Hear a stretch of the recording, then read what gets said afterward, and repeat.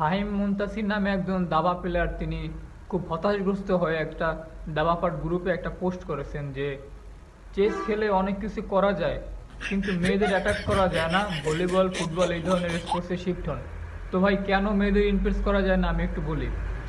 ধরুন, আপনি একজন চেস প্লেয়ার, এখন আপনি যাকে ইমপ্রেস করতে চাচ্ছেন যে মেয়েকে, ওই মেয়ে যদি খেলা না বুঝে, চেস না বুঝে, তাহলে আপনার প্রতি ইমপ্রেস হওয়ার চান্স 0%।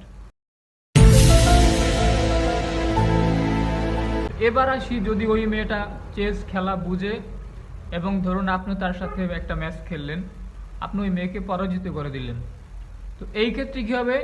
ওই মেয়ে আপনার উপরে ইমপ্রেস হওয়ার পরিবর্তে আরও কি রাগান্বিত হবে, ক্ষুব্ধ হবে, আরও হিট করা শুরু করবে যে আপনার সাথে পারতেছে না। তো এই ক্ষেত্রে আপনার প্রতি সে ইমপ্রেস হবে না। তৃতীয়ত, যদি আপনি ওই মেয়ের কাছে হেরে যান, তাহলে এটা প্রমাণিত হবে যে আপনি খুব দুর্বল প্লেয়ার এবং ওই মেয়েটা একটা স্ট্রং প্লেয়ার। তো এই ক্ষেত্রে আপনার প্রতি ইমপ্রেস হওয়ার চান্স 0%। তার মানে আপনি যদি একজন দাবা প্লেয়ার হয়ে থাকেন এবং ভাবেন যে মেয়েরা আপনার প্রতি ইমপ্রেস হবে, কিন্তু এর চান্স একেবারেই নাই।